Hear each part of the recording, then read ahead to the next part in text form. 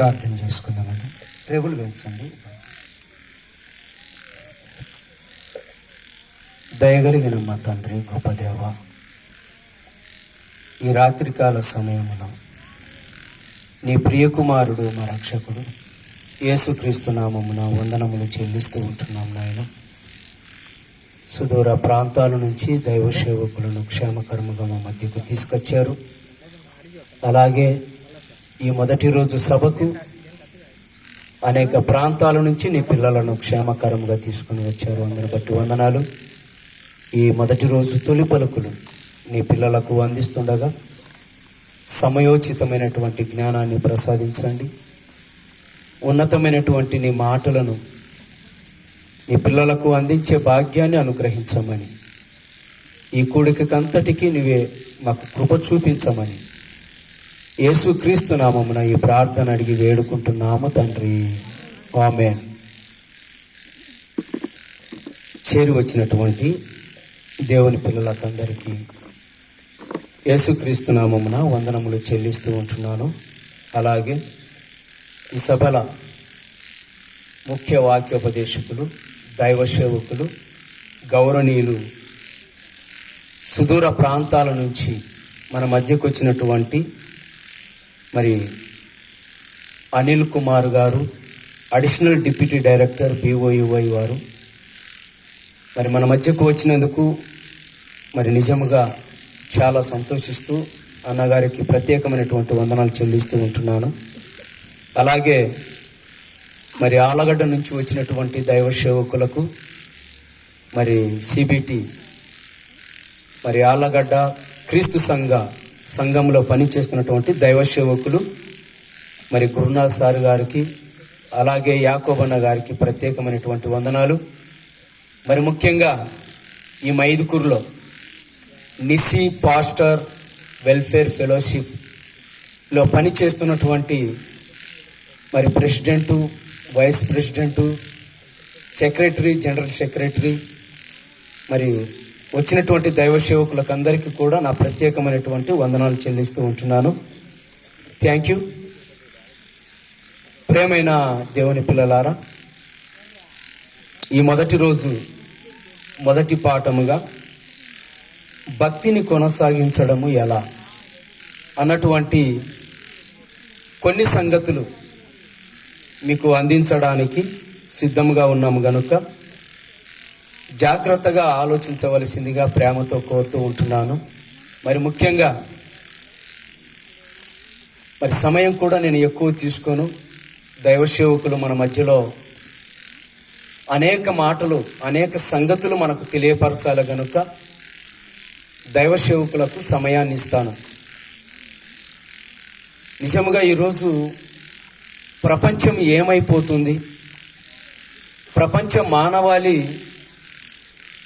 ఎటు వెళ్ళిపోతుందో కొన్ని సంగతులు మీకు తెలియపరచాలి. బైబిల్ అనగానే చాలామంది ఏమనుకుంటున్నారు అంటే ఇది మత గ్రంథము, ఒక వర్గానికి సంబంధించింది అని అనుకుంటున్నారు. వాస్తవానికి బైబిల్ మత గ్రంథము కాదు. అపార్థం చేసుకొని ఈరోజు బైబిల్ను తప్పుగా అర్థం చేసుకున్నారే తప్ప బైబిల్లో దేవుడు రాయించిన ప్రతి మాట కూడా మనలను ప్రేమించి రాయించాడు. ఈరోజు భూమి మీదకి పుట్టుకొచ్చినటువంటి ప్రతి ఒక్కరు కూడా క్రైస్తవ్యమే కాదు, ప్రపంచ మానవాళి 800 కోట్ల మంది ఈరోజు ప్రపంచ జనాభా, వారందరూ కూడా ఒక దేవుని పిల్లలే. అందరికీ తండ్రి ఒక్కడే. ఆయనే పరలోకములో ఉన్నటువంటి మహానుభావుడు, గొప్పవాడు, ఒక తండ్రి. ఆ తండ్రికి పుట్టిన వారమే మనం అందరము. అందుకే మన అందరి కోసము ఆయన వ్రాయించినటువంటి బైబిల్ 66 పుస్తకాలు, తన పిల్లలకు రాయించినటువంటి ఈ బైబిలు దేవుడు రాయించాడు కదా, దానినే ప్రేమ లేఖ అని కూడా అంటారు. మీ పిల్లలకు మీరు రాస్తున్నటువంటి లేఖలు ఉంటాయి. అలాగే దేవుడు కూడా మన కొరకు ఒక ప్రేమ లేఖ రాశాడు.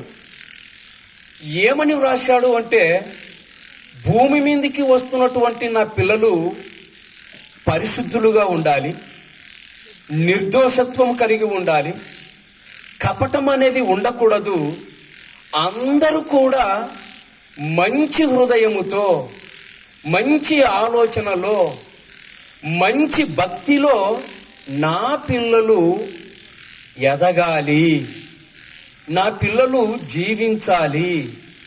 అందుకేనండి దేవుడు 66 పుస్తకాలు రాయించాడు. విచిత్రం ఏంటో తెలుసా? చెడిపోతున్న నేటి సమాజానికి బైబిలు చాలా అవసరం, చాలా అవసరం. ఎందుకు ఈ మాట చెప్తున్నాము అంటే, నిజముగా దేవుణ్ణి నమ్మినటువంటి వారు, అందులో ఒక త్రాగుబోతులు ఉన్నారు, ఒక దొంగలు ఉన్నారు, వ్యభిచారులు ఉన్నారు, అనేక పాపాలు చేసేవాళ్ళు ఉన్నారు. అయితే వాళ్ళందరూ కూడా ఇస్తున్నటువంటి సాక్ష్యాలు ఏంటివో తెలుసా? సాక్ష్యాలు ఏంటివో తెలుసా? దేవుని మాటలకు లోబడి భక్తిలోకి వచ్చాము అన్న వాళ్ళు ఉన్నారండి. దేవుని మాటలు విన్న తర్వాత మనసులో మార్పు వచ్చింది. మనిషిలో ఉన్నటువంటి మనస్తత్వాలు మంచి మార్గంలో నడిపించుకోవడానికి వచ్చేసారు. అందుకే ఈరోజు ప్రపంచములో నిజముగా బైబిల్ నమ్మిన, దేవుని విశ్వసించిన ప్రతి ఒక్కరి హృదయాలలో నిజముగా మంచి ఆలోచనలు వస్తున్నాయి. మంచి పనులు చేయాలన్నటువంటి ఆలోచనలు వస్తున్నాయి అంటే దాని వెనకాల దేవుని ఉన్నతమైనటువంటి మాటలు. అందుకే ప్రేమైన దేవుని పిల్లలారా, అయితే మనుషుల హృదయాలలో ఏముందో ఒక తండ్రిగా దేవునికి బాగా తెలుసు. నీ పిల్లల హృదయాలలో ఏముందో మనకు తెలుసు, మీకు తెలుసు. మన పిల్లలు మన మాట వినకపోతే వాని ప్రవర్తన, వాని క్యారెక్టరు ఎప్పటికీ అప్పుడు పసికడుతూ వాని గమనిస్తూ మంచి మార్గంలో నడిపించడానికి ఒక తండ్రిగా మనము కూడా ఎన్నోసార్లు ప్రయత్నం చేస్తాం. అయితే మన పిల్లల పరిస్థితి కొన్ని తెలుస్తాయి, కొన్ని మనకు తెలియదు. సెల్లులో ఈరోజు సెల్లులు వచ్చేసాయి కదా, ఆ సెల్లును చూస్తున్నప్పుడు నిజంగా వాడు ఏం చూస్తున్నాడో, వాడు ఎటుపోతున్నాడో, వాడికి ఎవరికి మెసేజ్లు పంపిస్తున్నాడో ఇవన్నీ తల్లిదండ్రులు కనిపెట్టలేరు. బాగా గమనించాలి. అంటే చెడిపోవడానికి ప్రారంభము నుంచి తల్లిదండ్రులు ఎవరు గమనించలేరు. అందుకే ఈరోజు సమాజము ఏమైపోతుంది అంటే, నిజముగా వాస్తవానికి ఒక మాట చెప్పంటారా? మనకు దగ్గరలో కర్నూలులో జరిగినటువంటి ఇన్సిడెంట్ ఎలా జరిగింది? రేపు తెల్లవారితే వానికి పెళ్లి చూపులు ఒక అబ్బాయికి.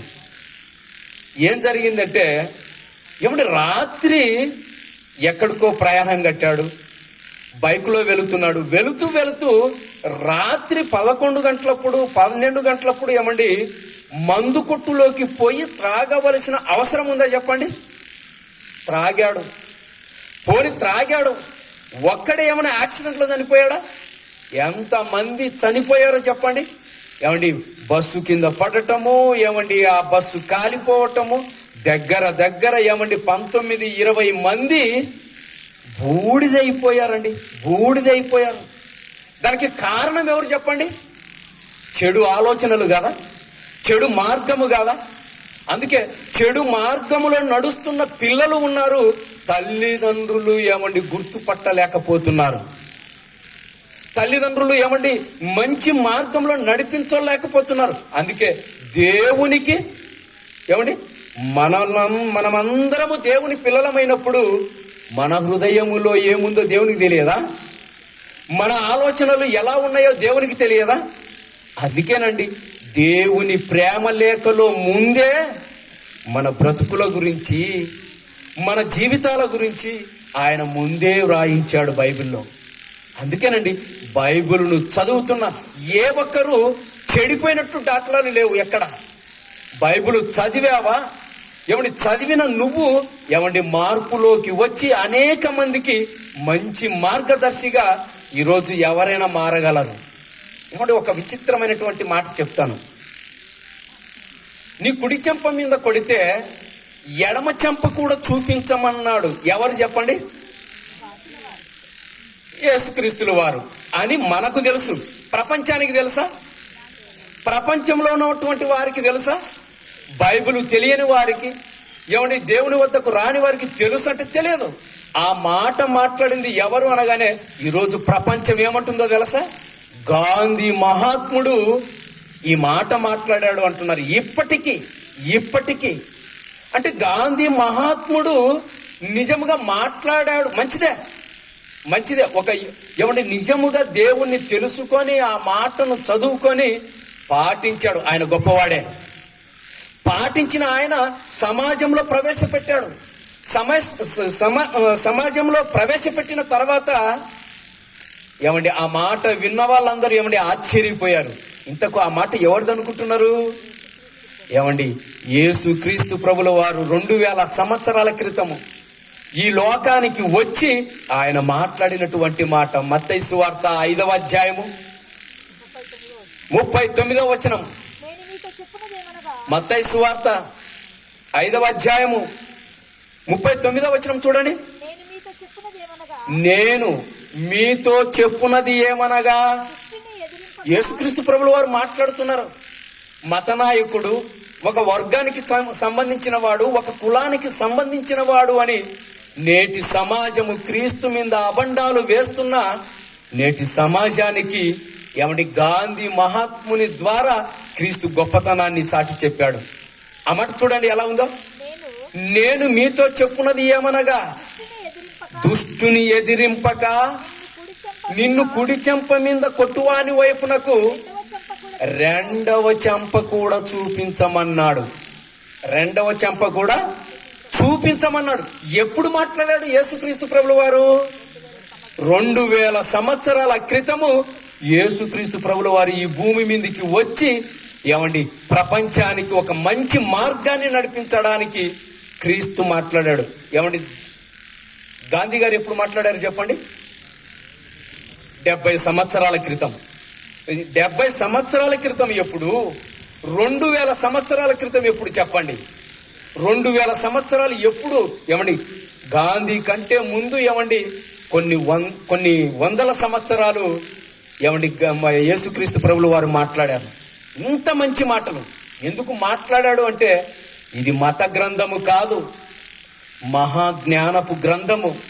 చెడిపోతున్న సమాజాన్ని మంచి మార్గంలో నడిపించడానికి. అందుకే ప్రపంచ మానవాళి మనసులో ఏముందో ఏమండి దేవునికి తెలియదా చెప్పండి? అందుకేనండి దేవుడు ముందే మన కోసం రాయించాడు. ఒక అద్భుతమైనటువంటి మాట. ఒక భక్తుడు మాట్లాడుతూ దేవుని గొప్పతనం గురించి చెప్తున్నాడు, దేవుని యొక్క ఉన్నతత్వాన్ని చెప్తున్నాడు, ఆయన లక్షణాలను చెప్తున్నాడు. ఎలా చెబుతున్నాడో కీర్తనల గ్రంథము చూడండి. కీర్తనల గ్రంథము 139వ అధ్యాయము. కీర్తనల గ్రంథము 139వ అధ్యాయము మొదటి వచనం చూడండి. మొదటి వచనం, యెహోవా.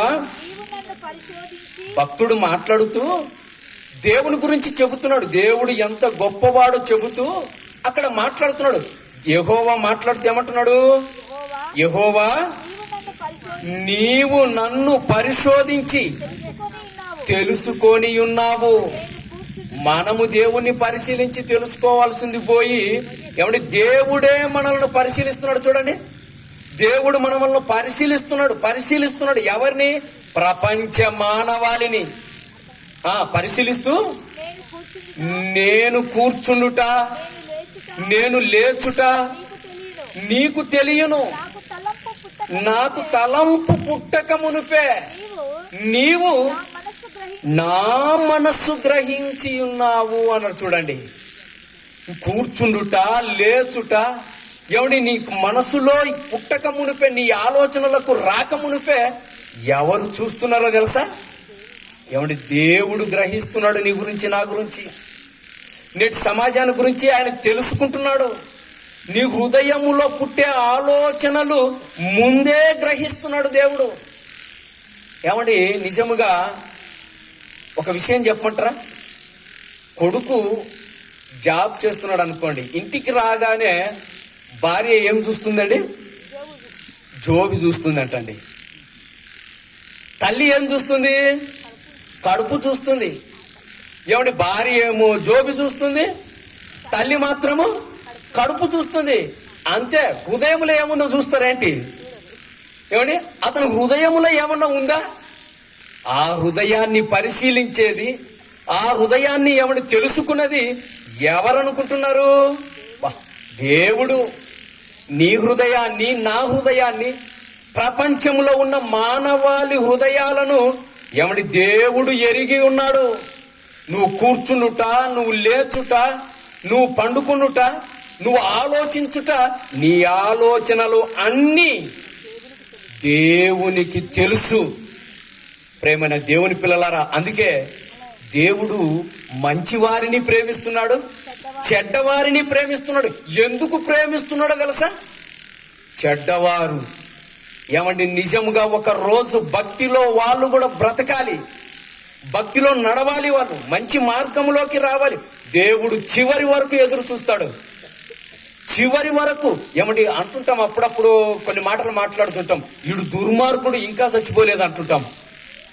ఏమండి, దుర్మార్గుడైనా ఒక రోజు మారతాడు, దుష్టుడైనా ఒక రోజు మారతాడు. మారే సమయం కోసము దేవుడు ఎదురు చూస్తాడు. మారకపోతే దేవుడు తీసేస్తాడు. ఇది ఒకటి గుర్తుపెట్టుకోండి. అందుకే బ్రతికి ఉన్నప్పుడే ఈ లోకంలో ఏమండి భక్తిని కొనసాగించే మార్గాన్ని ఈరోజు మనం ఎత్తుకాలండి. అందుకేనండి ఈరోజు ఈ సభలు. మీ భక్తిలో ఏమంటే మంచి మార్పు రావాలి, చెడు మార్పు పోవాలి, మంచి మార్పు వచ్చి మంచి మార్గములో నడవాలి.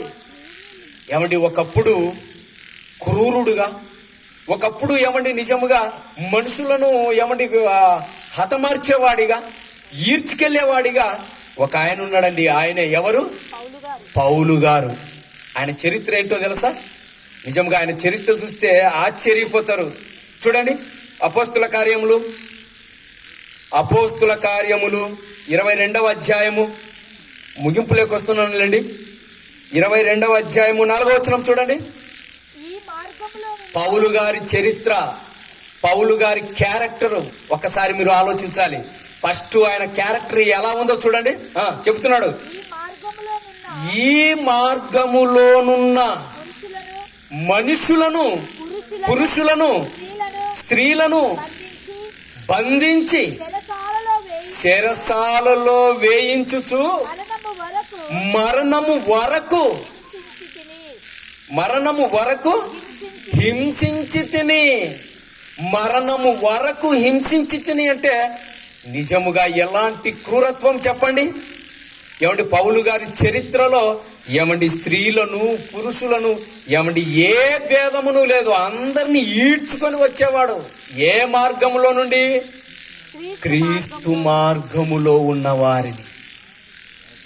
అంటే ఏమండి నిజముగా అంత గొప్ప, అంత క్రూరుడా? ఏమండి అంత భయంకరుడా? అవును. ఏమండి మతం మత్తులో మునిగిపోయి ఏమండి ఆయన చేస్తున్నటువంటి అరాచకాలు అన్నీ ఇన్ని కాదు.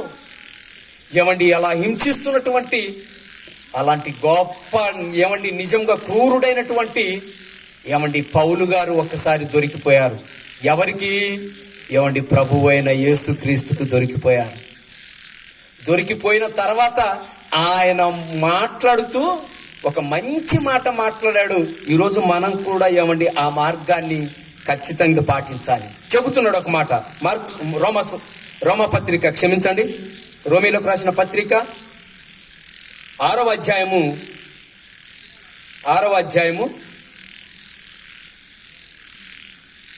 3వ వచనం చూద్దాం దయచేసి.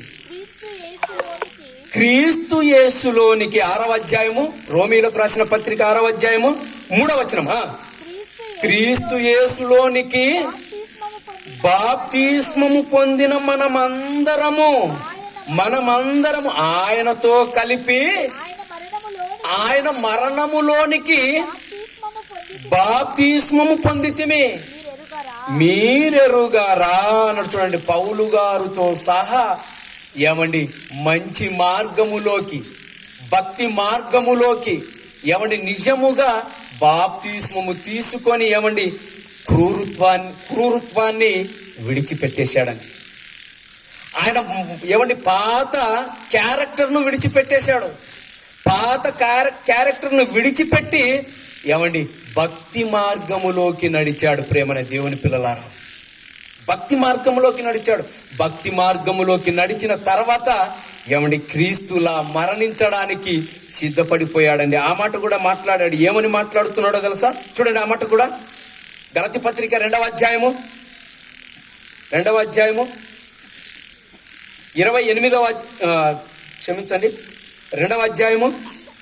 20వ వచనం.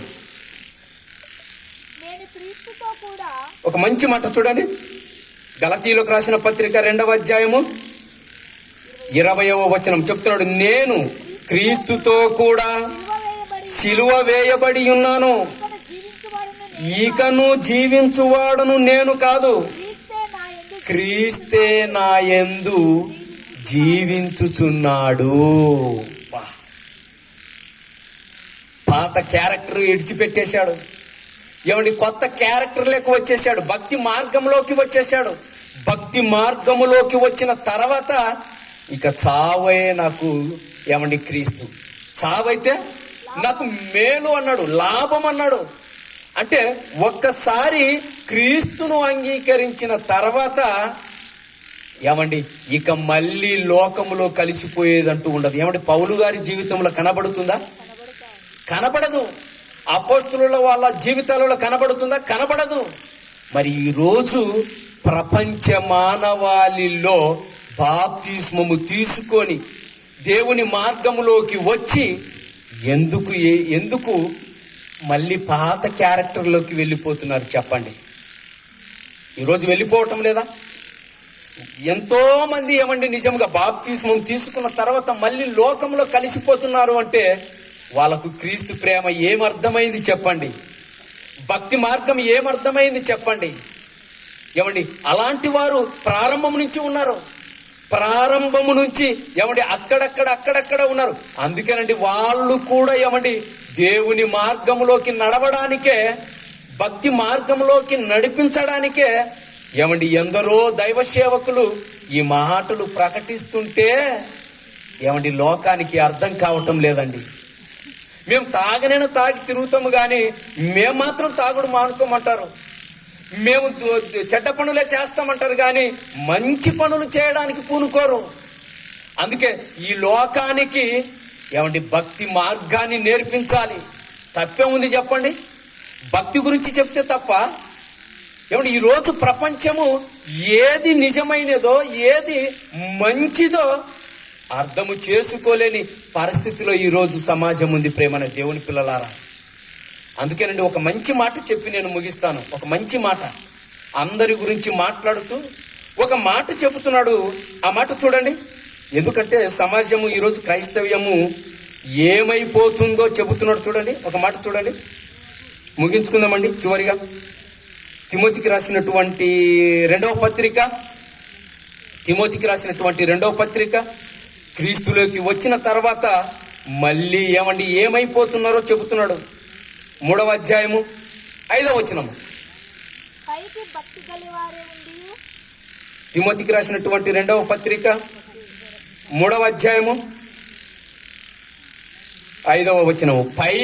పైకి భక్తి గల వారి వలె ఉండియు దాని శక్తిని ఆశ్రయించని వారిగా ఉన్నారు. ఏమండి దేవుని శక్తిని ఆశ్రయించటం లేదంట. చూడండి, దేవుని శక్తిని ఆశ్రయించటం లేదు, దేవుని మార్గంలో నడవటము లేదు. ఆ శక్తి నుంచి మరొక శక్తిలోకి వెళ్ళిపోతున్నారు. ఏంటి ఆ శక్తి? అపవాది అనే శక్తిలోకి వెళ్ళిపోతున్నారు. వాని మార్గంలోకి వెళ్ళిపోతున్నారు ఈరోజు సమాజం. అందుకే భక్తిలోకి వచ్చిన తర్వాత మళ్ళీ భక్తిని విడిచిపెట్టడం ఏంటి? అలాంటి వాళ్ళు ఏమండి నిజంగా ప్రపంచములో కొల్లలు ఉన్నారు. అందుకేనండి భక్తి మార్గములో ఎలా నడిపించాలో ఏమండి నేర్పించే మాటలేనండి. ఏమండి ప్రారంభపు సంఘములో బాప్తిస్మము తీసుకున్న తర్వాత, సంఘములో చేర్చబడిన తర్వాత ఏమండి ఒక జంట ఏం చేసిందో ఒకసారి చూడండి. ఒక మాట చూడండి. అపోస్తుల కార్యములు 5వ అధ్యాయము మొదటి వచనం చూడండి. అపోస్తుల కార్యములు 5వ అధ్యాయము మొదటి వచనము చదవండి. ఇక అననీయ అను ఒక మనుష్యుడు తన భార్య అయిన సప్పీరాతో ఏకమై పొలమమ్మెను. భార్య ఎరుకనే వాడు దాని వెలలో కొంత దాచుకొని కొంత తెచ్చి అపోస్తులుల పాదాల యొద్ద పెట్టెను. ఏమండి అననీయ సప్పిరాలు 3000 మంది బాప్తిస్మము తీసుకున్న తర్వాత, సంఘములో చేర్చబడిన తర్వాత, భక్తి మార్గములో నడుస్తున్న తర్వాత, భక్తిలో కొనసాగుతున్నారు. అపోస్తులు అందరు ఏమండి వాళ్ళ పాదాల యొద్ద ఏమండి వారికి కలిగిన లేమిలో నుంచి, ఏమండి వారికి ఉన్నదానిలో నుంచి కొంత అమ్మి ఏమండి తీసుకొని వచ్చి దేవుని మార్గాన్ని, భక్తి మార్గాన్ని పెంపొందించడానికి ఏమండి వాళ్ళు చేస్తున్నటువంటి ఎంతో సహాయం. ఆ సహాయముల్లో ఏమండి అననీయ సప్పిరాలు అన్నటువంటి 2 భార్యాభర్తలు కూడా ఉన్నారు. అంటే వాళ్ళ పాత క్యారెక్టరు ఏమండి విడిచిపెట్టి కొత్త క్యారెక్టర్లోకి వచ్చేశారు. కొత్త క్యారెక్టర్లోకి వచ్చినటువంటి వీరికి పుట్టినటువంటి ఆలోచన ఏంటి చెప్పండి? ఏంటి ఆలోచన? దేవుని మార్గాన్ని, భక్తి మార్గాన్ని ఏమండి చెడగొట్టడానికి ఏమండి ప్రయత్నాలు చేశారు. అందుకే చెబుతున్నాడు ఏమండి నిజముగా వాళ్ళు ఇవ్వాలనుకున్న దానిలో నుంచి, దేవుని దానిలో నుంచి కొంత దాచుకున్నారు.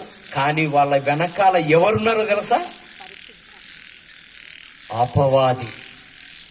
అందుకే అననీయ, పేతురు గారు మాట్లాడతారు, అననీయ ఎందుకు మీ హృదయాన్ని సాతాను ప్రేరేపించింది అంటాడండి.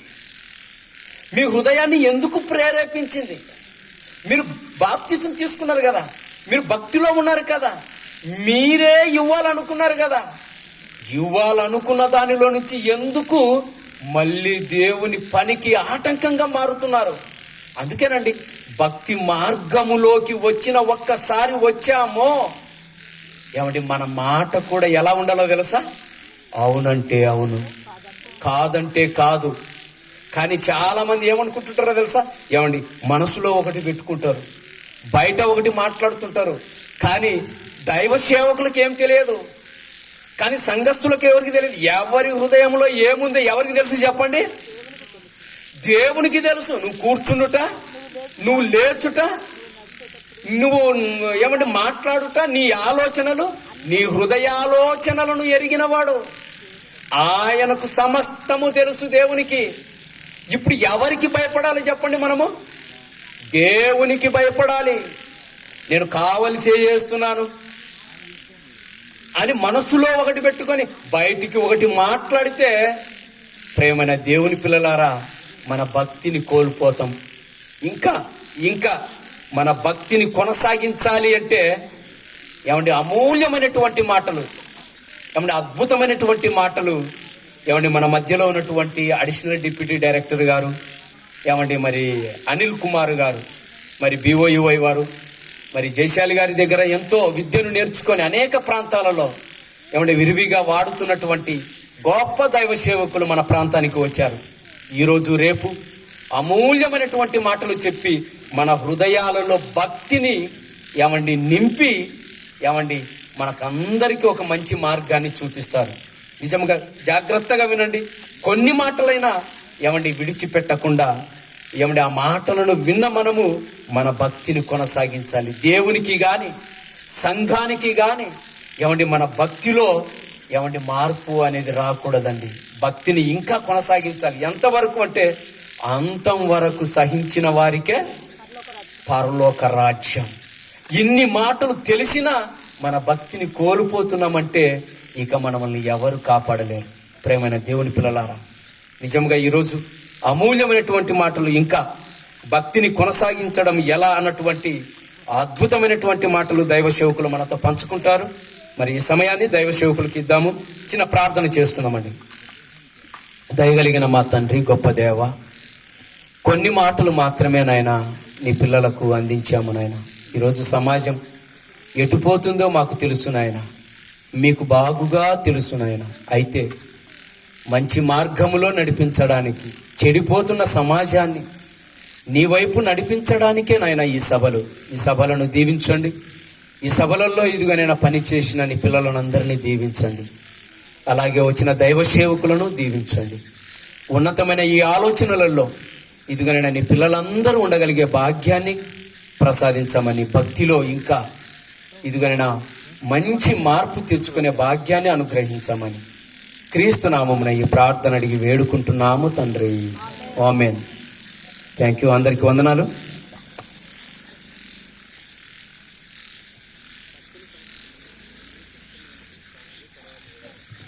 హలో హలో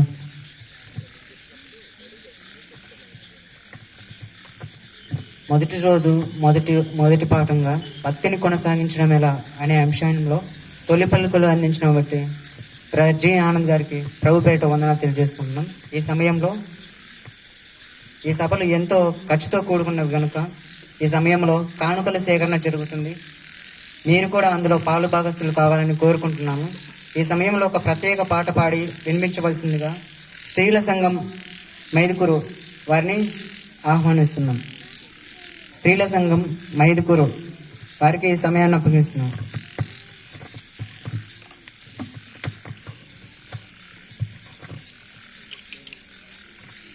సాత్విక గారు, జ్యోతి గారు, అఖిల గారు, దీపా గారు వీరందరూ కూడా వచ్చి ఒక ప్రత్యేకమైన పాట పాడి వినిపించవలసిందిగా కోరుకుంటున్నాం.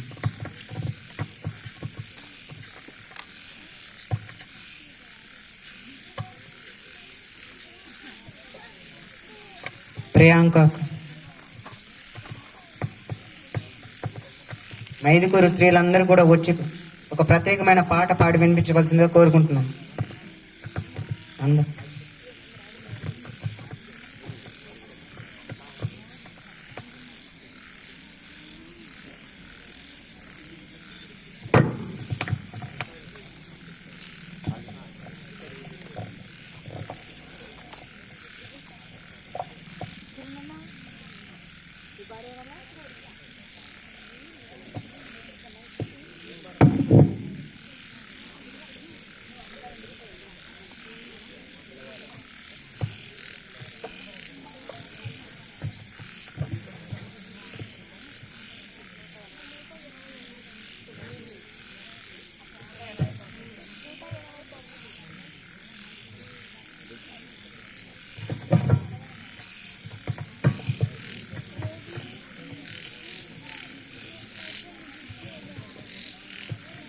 కూడి వచ్చిన అందరికీ క్రీస్తు పేరిట వందనము.